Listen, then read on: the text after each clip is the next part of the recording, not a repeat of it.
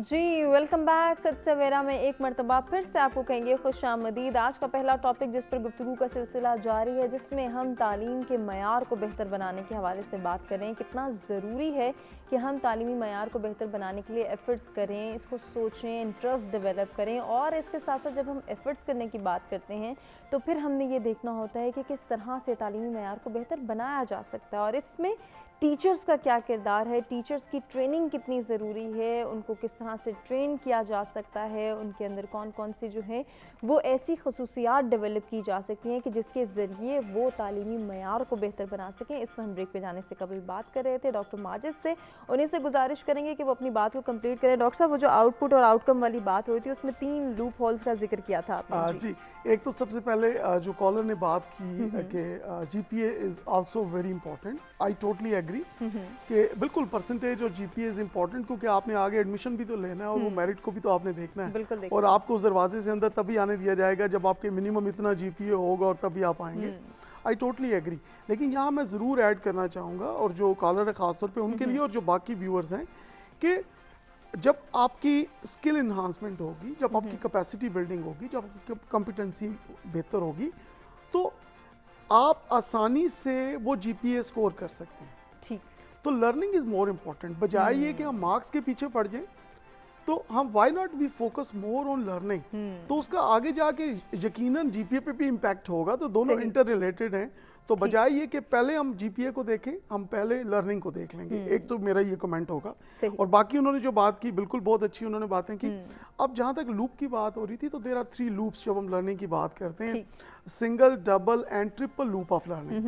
Now single loop क्या होता है? इट इज़ फॉर टीचर्स जिनकी हम अभी बात कर रहे हैं कि सिंगल लूप क्या होता है कि डू एज डायरेक्टेड। ठीक, कि मुझे एक करिकुलम दे दिया गया, एक सिलेबस दे दिया गया, एक कोर्स आउटलाइन दे दी गई, और बस आप बिस्मिल्लाह करें और ए टू जी जो आउटलाइन है उसको कवर करें, और एज इट इज आपने कवर करना है, ना आपने दाएं जाना है ना आपने बाएं जाना है। So this is called do as directed and we call it single loop of learning. ठीक, जो कि अब आप यकीनन सोच रही होंगी कि पाकिस्तान में क्या हो रहा है। Now second is the double loop of learning. When you give suggestions for improvement, कि मुझे जो कोर्स आउटलाइन मिली है डेफिनेटली मेरे सीनियर्स ने बनाई है, उन्होंने बड़ी मेहनत की है। सही। उसके ऊपर बिल्कुल जो स्क्रैच से काम शुरू किया जाता है वो बहुत मुश्किल होता है, लेकिन मेरा भी तो कोई रोल है। तो उस आउटलाइन के अंदर, सिलेबस के अंदर, उस कंटेंट के अंदर, उस मटेरियल के अंदर, उस अपना इनपुट, बुक्स के अंदर अपना इनपुट लेके आए, कलेक्टिव लेके आए। मैं ये नहीं है कि अपनी जाती राय उसमें डालूं। तो as a collective team work हम उसके अंदर इंप्रूवमेंट्स लेके आ सकते हैं। So that is double loop of learning. Now the thing is कि which loop is important? The triple loop of learning is really very important. क्यों? Triple loop of learning is, triple loop is equal to single plus double is equal to triple loop of learning. It means के हर वक्त अगर हम challenge ही करते रहेंगे, हर वक्त हम improvement की बात करेंगे, कॉन्फ्लिक्ट रेज करते रहेंगे। बिल्कुल, कि फॉर एग्जांपल मैं कहता हूँ कि जो आपने मेरा बैकग्राउंड लगाया हुआ है, तो आप यूं करें कि इसमें फिश होनी चाहिए, इसमें ये होना चाहिए। जब तक वो वाला बैकग्राउंड नहीं आएगा मैंने यहाँ बैठना नहीं है। ऐसे ही। तो दिस इज डबल लूप। तो व्हाई नॉट कि ट्रिपल लूप क्या है कि जो एग्जिस्टिंग एनवायरनमेंट है, जो एग्जिस्टिंग सिलेबस है, जो आउटलाइन है भाई, उसको फॉलो करें और साथ साथ आप इम्प्रूवमेंट्स भी लेके आए। सही। क्योंकि हमने दोनों काम साथ करने हैं। और यहाँ पे एक चीज़ मैं जो कहना चाहूँगा कि हम पहले भी बात कर रहे थे कि पाकिस्तान के अंदर हो क्या रहा है। जैसे ब्रदर ने बात की कि teachers are role models, definitely थोड़ा सा मैं उसके ऊपर ऐड करना चाहूँगा कि we all have role models. मुझे अपनी प्राइमरी के टीचर्स खासतौर पे अभी तक याद हैं और होने भी चाहिए। हम सबको याद होंगे, और फिर यूनिवर्सिटी के और कॉलेज और सीनियर लेवल के ऊपर टीचर्स हमें याद हैं।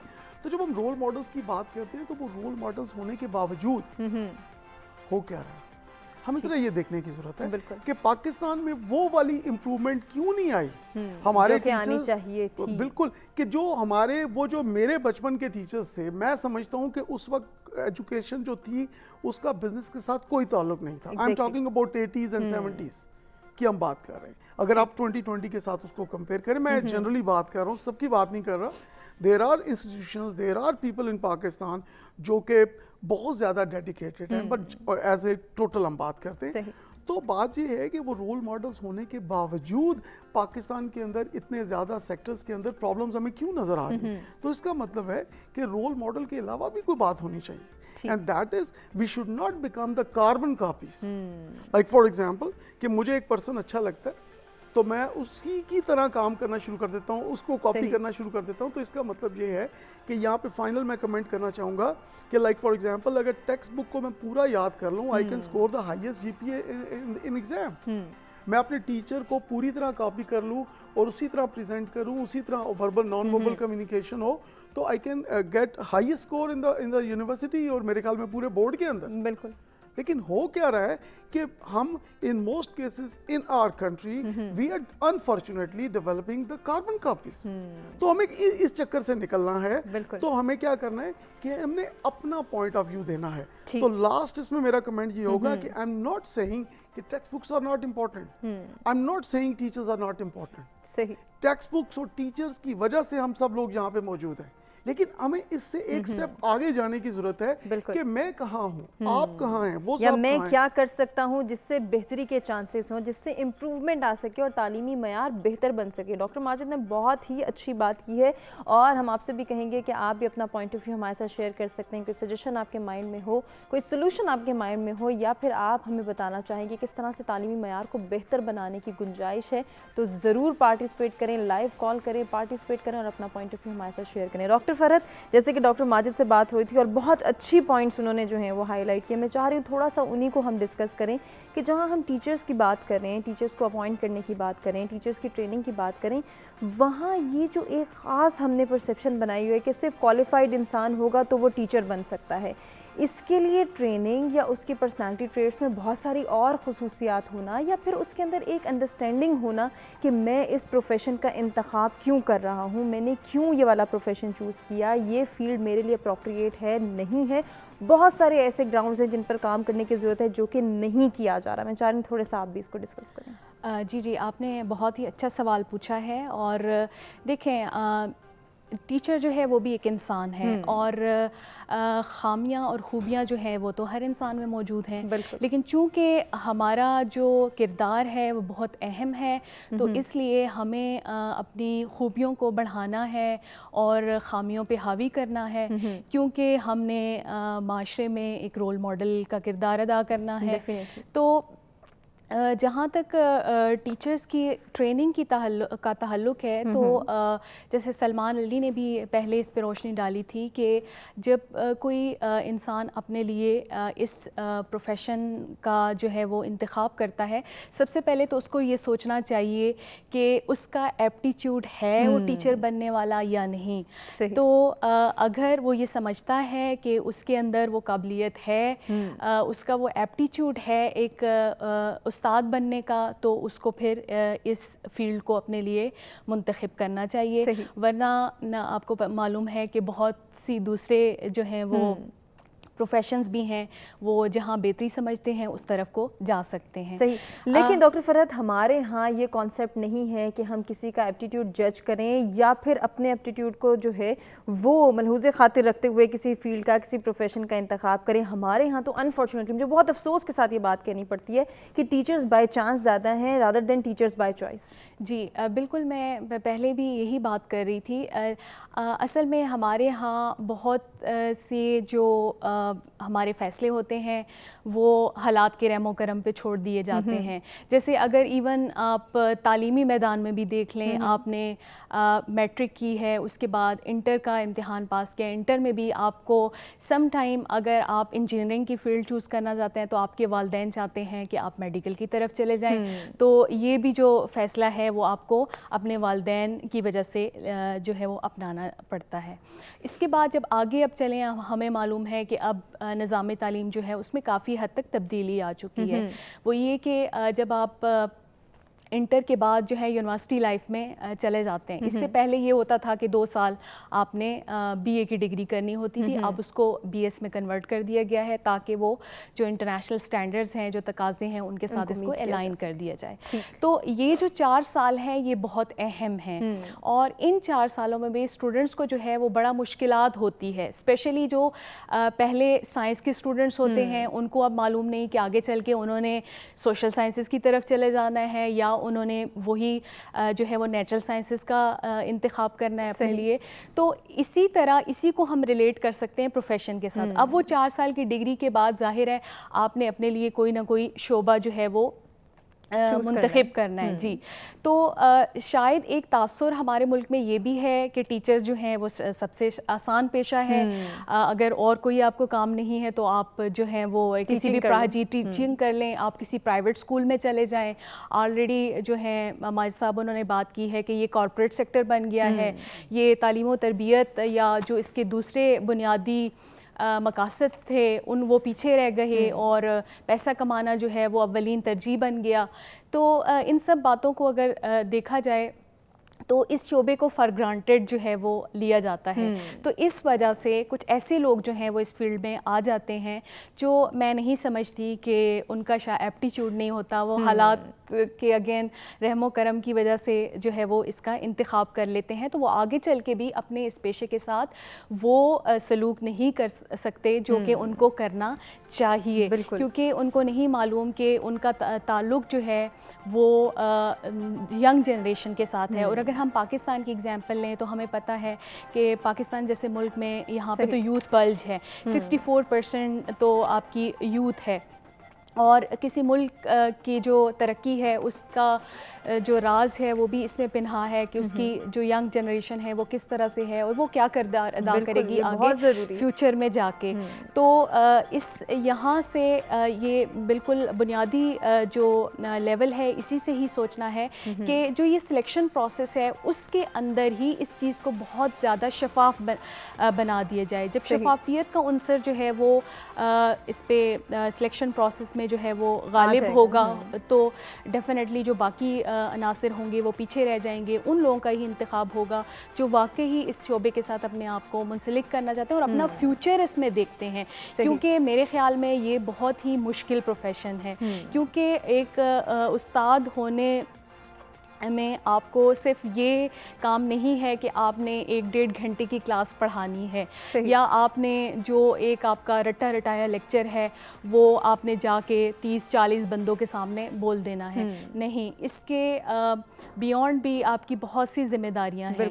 तो जैसे यहाँ पे मैं एक कॉल बताना चाहूँगी कि हज़रत अली ने कहा कि जिसने मुझे एक लफ्ज़ भी सिखाया उसने मुझे अपना ग़ुलाम बना लिया।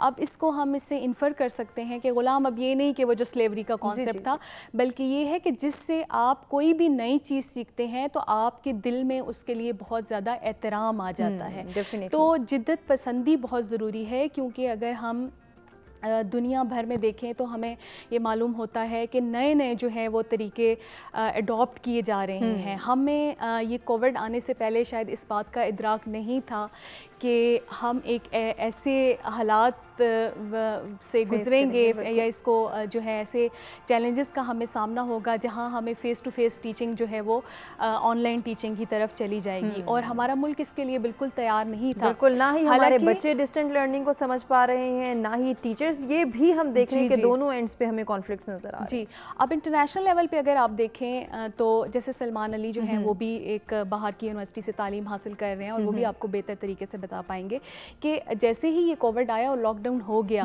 तो शायद बाहर के स्टूडेंट्स को या जो तरक्की याफ्ता ममालिक हैं उनको इसमें कोई ज़्यादा मसाइल दरपेश नहीं हुए। क्योंकि मेरा अपना तजर्बा भी है, मुझे अमेरिका जाके एक कोर्स के लिए जाना पड़ा, मैंने कुछ अर्सा वहाँ गुजारा और मैं एक स्टेट में थी जिसका दूसरी स्टेट से तकरीबन 3 से 4 घंटे का फ़र्क था। तो हमारे सारे जो लेक्चर्स होते थे वो वेबिनार के थ्रू होते थे और वहाँ पे जो जुम्मे का दिन होता था वो यूजुअली वर्क फ्रॉम होम होता था। तो उनके लिए ये जो है ये कोई न्यू नॉर्मल नहीं है। ये हमारे जैसे तरक्की पजीर ममालिक या जो अभी in the process of development है उनके लिए जो है ये बहुत बड़ा चैलेंज दरपेश है। और फिर हमें ये भी पता है कि टेक्नोलॉजिकली हम इतने एडवांस नहीं हैं। पाकिस्तान में जहाँ हम यहाँ मरकज़ में बैठ के अक्सर औक़ात हमें इंटरनेट कनेक्टिविटी के इशू आते हैं, तो वो लोग जो कि पेरिफेरल इलाकों में बैठे हुए हैं तो उनके लिए तो बहुत ज़्यादा मसले मसाइल हैं। तो इसलिए ये इस चैलेंज से निपटने के लिए भी हमें जिद्दत पसंदी की तरफ जाना होगा। बिल्कुल जाना है, किस तरह से जाना है इसके हवाले से बात करेंगे। हमारे साथ एक कॉलर मौजूद है, ज़फ़र अली, जानते हैं कि क्या शेयर करना चाहेंगे। अस्सलाम वालेकुम। वालेकुम अस्सलाम। जी ज़फ़र साहब, क्या कहेंगे? मैं ये कहना चाहूँगा कि आपने बहुत ही अच्छा सब्जेक्ट चूज किया है। बहुत शुक्रिया जी। ये असल में प्रॉब्लम यहाँ होती है कि जब टीचिंग में बंदा कोई आ जाता है तो उसके बाद उसकी ट्रेनिंग के लिए उसको कहा जाता है, बाद में 1 साल बाद, 3 साल बाद, 5 साल बाद, कई 10 साल तक वो अनट्रेंड ही रहते हैं। तो इसका सोल्यूशन तो यही है कि जब आए वो पहले ही ट्रेंड हो। ऐसा ना हो कि उसको ज्वाइनिंग के बाद 2 साल 3 साल के बाद उसको कहा जाए कि आप ट्रेनिंग, तो फिर तो ट्रेन हो ही जाएगा 1 साल बाद 2 साल बाद, वो तो ट्रेनिंग सर्टिफिकेट लेके आ ही जाएगा। लेकिन इसकी क्वालिटी यही होनी चाहिए कि पहले ही उसकी ट्रेनिंग होनी चाहिए, उसके बाद इसकी ज्वाइनिंग होनी चाहिए एजुकेशन डिपार्टमेंट में। ठीक है, बहुत शुक्रिया ज़फ़र साहब, आपने पार्टिसिपेट किया, आपने इतना अच्छा सजेशन दिया। इसी सजेशन पे हम जानते हैं कि सलमान क्या कहेंगे, क्या शेयर करेंगे, उनका पॉइंट ऑफ व्यू क्या है। अब ज़फ़र साहब ये कहते हैं सलमान के टीचर्स को पहले से ही ट्रेंड होना चाहिए जब उनकी सिलेक्शन हो, तो आप समझते हैं अगर ये प्रोसीजर अपनाया जाए तो बेहतरी आ सकती है? डेफिनेटली, जैसे मैं पहले भी कह रहा था कि सिलेक्शन प्रोसेस तो काफ़ी बेहतर है, काफ़ी रिगरस है, बड़े मरहलों से गुजारना पड़ता है, ख़ास तौर पे यूनिवर्सिटी लेवल के ऊपर। एक तो इस सिलेक्शन प्रोसेस को और बेहतर बनाया जा सकता है कॉलेज और स्कूल के लेवल के ऊपर। हमारा अलमिया ये है कि यूनिवर्सिटी लेवल जो सबसे हायर है उसमें तो कुछ बेहतरी है, लेकिन जब नीचे जाता है तो वो सिलेक्शन प्रोसेस को इतना रिगरस नहीं है, उस पर इतने ज़्यादा स्टेप्स नहीं हैं जो कि बढ़ाने चाहिए कॉलेज लेवल के ऊपर, और उससे ज़्यादा सख्ती होनी चाहिए प्राइमरी एजुकेशन के ऊपर। हमारे यहाँ तो प्राइमरी एजुकेशन का स्कूल लेवल के ऊपर को ख़ास सख्ती नहीं है, जिस तरह हमारे एक पहले कॉलर भी कह रहे थे कि अकरबा परवरी की वजह से भी बड़े करते हैं, सियासी असर रसूख इस्तेमाल किया जाता है, अपने हल्का की जो सियासत है उसमें होता है कि जी उस्ताद भर्ती करा दे, वो वाला जो मेंटालिटी है उसमें ये बिल्कुल नहीं देखा जाता कि इसका कितना बड़ा इम्पैक्ट आएगा। क्योंकि अगर आप स्कूल लेवल से ही बच्चे में क्रिटिकल थिंकिंग है, क्रिएटिव थिंकिंग है, ये चीज़ें इनकलकेट नहीं कर पाएंगे तो आगे बड़ा मुश्किल होगा। इसी वजह से जिस तरह प्रोफेसर साहब भी कह रहे थे, वो आउटपुट वाला इशू जो है कि वो आउटपुट और आउटकम वाला जो एक डिफरेंस है कि वो नहीं हो पाता। आउटपुट तो अच्छा होता है लेकिन आउटकम अच्छा नहीं होता। तो ट्रेनिंग की जब बात करते हैं तो सिलेक्शन एक अच्छा प्रोसेस, और अच्छे प्रोसेस के बाद मैंडेटरी एक टाइम पीरियड हो। जैसे कि अगर सिविल सर्वेंट का 9 महीने है, 8 महीने है, तो उसी तरह असातिज़ा कराम का कम से कम 3 से 5 माह का एक ट्रेनिंग कोर्स हो कि जब वो सिलेक्ट हों तो वो एक बड़ी ट्रेनिंग एकेडमी हो हर जगह पे, बेशक हर प्रोविंशियल कैपिटल में हो, वहाँ पे वो ट्रेनिंग एकेडमी में जाएं, वहाँ पे वो ट्रेनिंग करके वो ट्रेनिंग का एग्ज़ाम पास करें, ट्रेनिंग के एंड के ऊपर एक इम्तिहान हो, वो पास करें, जिससे उनकी वो लाइसेंसिंग या कोई इस तरह का प्रोसीजर हो। तो तब जैसे आप देखिए कि अब हम डॉक्टर हजरात हैं, वो सिर्फ MBBS करके क्वालिफाई नहीं करते, वो उनको FCPS करना पड़ता है, पार्ट फर्स्ट करना पड़ता है, फिर ट्रेन होना पड़ता है, फिर पार्ट सेकंड करना पड़ता है। तब तक अपने आप को कंसल्टेंट नहीं कह सकते जब तक वो पूरा ना कर सके। तो आप भी तब तक अपने आप को लेक्चरर या प्रोफेसर या टीचर ना कह सकते हो जब तक आप वो ट्रेनिंग एग्जाम पास ना करते हो। हमारा कुछ मसला यूं भी हुआ है कि जो तालीम है, ख़ास तौर पे हायर एजुकेशन, उसमें तहकीक को उसके साथ जोड़ दिया गया है। टीचिंग और तहकीक को एक ही डब्बे में बंद करके तो असातिज़ा कराम पे ये प्रेशर डाल दिया जाता है कि आप अपनी क्लास टीचिंग भी करें, साथ में आप तहकीक भी करें, और अगर आप तहकीक प्रोड्यूस नहीं करेंगे, आप जर्नल्स में आर्टिकल नहीं छापेंगे, तो आपका जो टीचिंग करियर है उस पर मसला होगा। अब कुछ असातिज़ा कराम बड़े अच्छे होते हैं, रिसर्चर बड़े अच्छे रिसर्चर होते हैं, तहकीक कर सकते हैं, कुछ का एप्टीट्यूड टीचिंग में अच्छा होता है, क्योंकि ये दोनों बिल्कुल अलग चीज़ें हैं। तो वो भी प्रेशर लिए हुए होते हैं। अगर इस स्ट्रीम को थोड़ा सा बाइफरकेट किया जाए कि जो रिसर्च की तरफ जाता है तो वो रिसर्च की तरफ ही जाए और टीचिंग वाले को ट्रेनिंग की तरफ, तो मेरे ख्याल में सिलेक्शन और ट्रेनिंग, उसके बाद प्रैक्टिकली टीचिंग, और जैसा कि कुछ सिस्टम में बड़ा अच्छा है कि हर 3 साल बाद इवैल्यूएशन होती है, तो वो जो इवैल्यूएशन है हमारे यहाँ जो टीचर इवैल्यूएशन का सिस्टम है, बदकिस्मती से वो इतना इफेक्टिव नहीं है। जो सरकारी इदारे हैं वहाँ पर तो चूंकि असातिज़ा कराम का काफ़ी असर रसूख होता है, तो उस पर वो काबू पा लेते हैं। और जो प्राइवेट इदारे हैं, प्राइवेट इदारों में वैल्यूएशन को एज अ टूल इस्तेमाल किया जाता है कि अगर उनको टीचर्स को बर्खास्त करना है या कोई इंतकामी कार्रवाई करनी है तो स्टूडेंट एवैल्यूएशन के सामने रख दी जाती है। तो चूंकि ट्रेनिंग नहीं है और वो ग्रूमिंग का प्रोसेस भी नहीं है, तो स्टूडेंट्स को भी नहीं पता कि एवैल्यूएशन किस बेस पर करनी है। तो स्टूडेंट्स एवैल्यूएशन की बेस जो करते हैं वो भी अपनी जाती पसंद और जाती अनाद होता है। अगर टीचर ने ग्रेड अच्छा नहीं दिया तो एवैल्यूएशन खराब कर देंगे, तो पूरा प्रोसेस ही प्रॉब्लम में है। लेकिन यहाँ पर हुकूमत की बड़ी जिम्मेदारी बनती है कि हम देख रहे हैं पिछली कई हुकूमतों से पिछली तीनों हुकूमतों से बशमूल इसके जो अभी है कि हायर एजुकेशन पे, जनरल एजुकेशन के ऊपर उनकी बजट में कटौतियां आ रही हैं, बड़ी मुश्किलात पैदा हो रही हैं। पिछले कुछ दिनों पहले हमें खबर आई बड़ी अफसोसनाक कि पाकिस्तान की एक बहुत मायानाज इंजीनियरिंग यूनिवर्सिटी जो है उनको माली मसाइल का सामना है। हम जिन यूनिवर्सिटीज़ में पढ़ाते हैं हमें माली मसाइल का सामना है। तो ये ऐसा शोबा है, जिस तरह वो कॉलर ने भी कहा कि कुछ शोबे हैं जिसमें आपको ईमानदार रहना पड़ेगा, उसमें आप टेस्टिंग नहीं कर सकते, उसको आप कुर्बानी का बकरा नहीं बना सकते। तो ये वो शोबा है ख़ास तौर पे टीचिंग और यूनिवर्सिटी एजुकेशन के टेक्निकली भी इनको इक्विप किया जाए। अब देखें, अब हमारे ऑनलाइन क्लासेस तो शुरू हो गई हैं।